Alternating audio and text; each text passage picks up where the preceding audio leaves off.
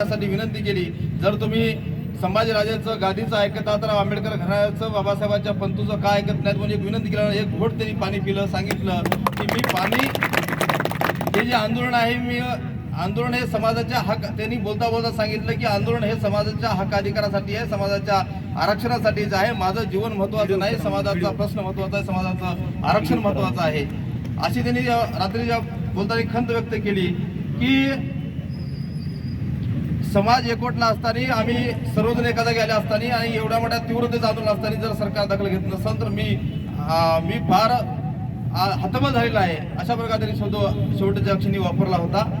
आज आमचा नेता जर हातबल झाला, अशा प्रकारचा शब्द बाहेर काढत असेल तर समाजाची काय खतखत असेल, समाजाने किती असंतोष असेल, समाज कशा प्रकारचा असेल याचा अंदाज सरकारनं घेणं गरजेचं आहे. या प्रसंगी मी शेवटच्या टप्प्याने बोलत असताना सांगतो की आंदोलनाला प्रति आंदोलन तुम्ही पाहिलं असन, मराठा आरक्षणाचे मोर्चे निघले होते आपल्याकडं, क्रांती मोर्चे, बरोबर आहे. त्यावेळेस प्रति मोर्चा नावाचा एक प्रकार आला होता. आमचे निळे रुमाल घालून काही लोक प्रति मोर्चामध्ये सहभागी झाले होते, अॅट्रॉसिटीचा विरोध वगैरे म्हणून काहीतरी करण्यासाठी. आम्ही विसरलो नाही, लक्षात घ्या. त्यानंतर आज परत हे आंदोलन उभं राहिलं. या आंदोलनाला पुन्हा काउंटर करण्यासाठी प्रति आंदोलन ओबीसीचं काही लोक उभे केलेले आहेत. धनगर समाजाची या देशामध्ये तुम्ही फिरून पहा, समाजाने जाऊन पहा, धनगरांची मागणीच नाही की आमचं ओबीसीचं आरक्षण आम्हाला मिळावं का टिकावं, अशा प्रकारचा ओबीसी आंदोलनासंदर्भात धनगराचा कोणताही मुद्दा नाही. धनगर समाजाचा मुद्दा आहे की आम्हाला एसटी समुदायाचं आरक्षण भेटलं पाहिजे. आणि धनगराचे नेते अंतरवाणीच्या दारात येऊन बसतात की आमचं आरक्षण हे धोक्यात आहे. तुमची मागणी आहे की आम्हाला एसटी मधून आरक्षण भेटलं पाहिजे, समाजाची मागणी आहे आदिवासी आम्ही झालो पाहिजेत, आणि आदिवासी होण्याची मागणी असताना त्या समाजाचे नेते आहेत की नाही माहित नाही. राजरत्न आंबेडकर साहेब सांगितले ते फडणवीसचे चमचे आहेत, दलाल आहेत म्हणून. दलाल हा धनगर समाजाचा नेता होऊ शकत नाही, किंवा अजून दुसरा कोणता माणूस आहे गायकवाड नावाचा, तो देखील ओबीसी नेता होऊ शकत नाही.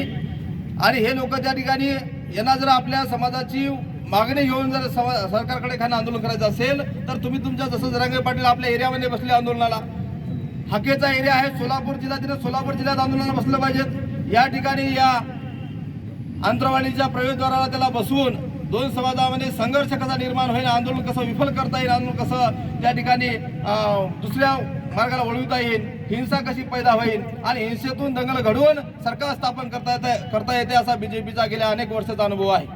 ज्यावेळेस मंडलची घटना घडली, तुम्हाला माहिती आहे, मंडलच्या माध्यमातून ओबीसीला आरक्षण देण्याचा विषय आला, त्यावेळेस कमंडलचं आंदोलन उभं राहिलं, राम मंदिराचा मुद्दा आला आणि सगळा ओबीसी बांधव जो आज आरक्षण वाचवण्यासाठी रस्त्यावरती उतरलेला आहे, मराठ्यांच्या विरोधामध्ये नाटक केला चालू आहे, ते लोक सगळे त्यावेळेस आरक्षण भेटत असताना, आरक्षणाचा मुद्दा असताना सगळे राम मंदिराच्या मुद्द्यामध्ये गुंतलेले होते, सगळे राम मंदिर बांधायला निघले होते.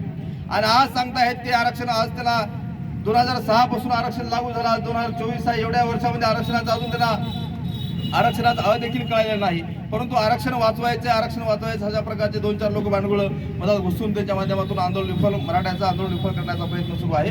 परंतु लक्षात घ्या, आज मराठा समाज ज्या पद्धतीने एकवटलेला आहे, गावगाड्याचं राजकारण महाराष्ट्राचं आहे, महाराष्ट्राचं राजकारण आम्ही अनुभवलेलं आहे. गेल्या कालच्या लोकसभेचा विषय आहे, लोकसभेला मराठा बांधवांनी आरक्षणाचा मुद्दा घेऊन आम्ही पाडणार अशा प्रकारची भूमिका घेतली. जर यावेळेस भूमिका घेतली की आम्ही लढणार आणि निवडून येणार, अशा प्रकारची भूमिका घेतली तर महाराष्ट्रामध्ये बीजेपी बियाला देखील उरणार नाही. कारण मराठा गावगाड्यामध्ये मराठा हा प्रमुख आहे, गावगाड्यामध्ये मराठा हा कुटुंबाचा प्रमुख आहे, त्याच्यासोबत मुस्लिम आहे, त्याच्यासोबत बौद्ध आहे, त्याच्यासोबत धनगर आहे, त्याच्यासोबत आदिवासी आहेत. मराठा हा या सर्व कुटुंबाचा, गावगाड्यातल्या कुटुंबातला प्रमुख आहे. या कुटुंब प्रमुखाच्या छताखाली हे सगळे गावगाड्यातले 18 पगड जातीचे लोक नांदतात, राहतात. ही वास्तविकता आहे. ही वास्तविकता या महाराष्ट्रातल्या सर्वच लोकांना माहित आहे. जे पाये जमिनीवरती आहेत, ढेबरपोट्या फडणवीसाचे पाये जमिनीवरती नाहीत, त्याला वाटतंय की मी पुन्हा एकदा मुख्यमंत्री झालं पाहिजेत, पुन्हा यांचा नारा दिला आणि पुन्हा त्याची सगळी बर्बादी झाली. जाता जरांगे पाटलांना सांगितलं, आम्ही मागच्या भेटीमध्ये सांगितलं की याला मी आता महाराष्ट्रात पाय ठेवू देणार नाही, या ढेबरपोट्याला मी आता महाराष्ट्रात पाय ठेवू देणार नाही, हे महाराष्ट्रातलं राजकारण संपलं, ही शेवटची निवडणूक असेल अशा प्रकारे सांगितलं. ही जरांगे पाटला शब्द नाही, हा समाजाचा शब्द आहे, केवळ मराठाचा नाही. आमच्या मनात देखील तेच आहे. आमच्यामध्ये देखील अशा प्रकारचं गडबाजी पाडून, आमच्यामध्ये देखील अशा प्रकारचे वेगवेगळे प्रकारचे संभ्रम पसरून या बौद्ध समाजाला देखील बिथरण्याचं काम या फडणवीसच्या माध्यमातून होत आहे. आदिवासी समाजाला त्रास आहे, धनगर समाजाला त्रास आहे, अख्ख्या महाराष्ट्राला याचा त्रास आहे. एकच माणूस हे सगळं चित्र फिरवत आहे, अशी सगळ्या महाराष्ट्राची मानसिकता बनलेली आहे. म्हणून बीजेपी स्वतःच्याला फेकून देईन. या निवडणुकीमध्ये देखील आता तुम्ही पाहिलं असाल की आमचे पडलेले नेते मराठा समाजाचेच असलेले आपले त्यांना निवडणुकीचं प्रमुख केले जालन्याचे, आणि हा बाजूला गेलेला आहे विषय. रावसाहेब दानवे हा विषय राजकारणापुरता नाही, तर हा मराठा, माळी आणि धनगर, ज्योतिराव फुलेच्या साहित्य जर आम्ही पाहिलं तर माळी, धनगर आणि मराठा हे एक समान दर्जाचे समूह आहेत. मराठ्यापेक्षा खालच्या दर्जाचा माळी नाही किंवा धनगर नाही.